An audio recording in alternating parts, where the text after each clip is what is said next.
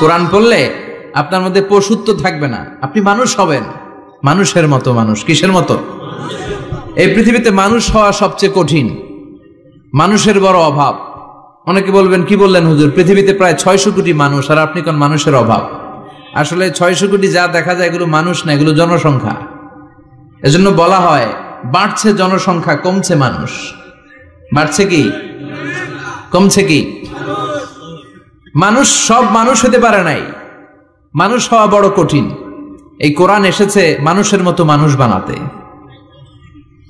গরুর পেট থেকে যদি কিছু বেরোয় আমরা ওইটারে বলে গরু, ছাগলের পেট থেকে বেরোলেই ওটা ছাগল হয়ে যায়, কিন্তু মানুষের পেট থেকে বেরোলেই ওটা মানুষ হয় না, ওটারে মানুষ বানাইতে হয়, ওইটারে মানুষ করতে হয়, তাই না?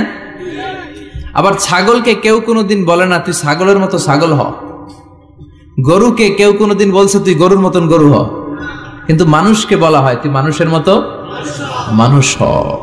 কোরআন এসেছে আমাদেরকে মানুষের মতো মানুষ বানাতে, ঠিক কি না? আসল মানুষের বড় অভাব, আসল মানুষের বড় সংকট। এই কোরআন এসেছে আমাদেরকে আসল মানুষ বানাতে, কোরআন এসেছে আমাদেরকে মানুষের মতো মানুষ বানাতে।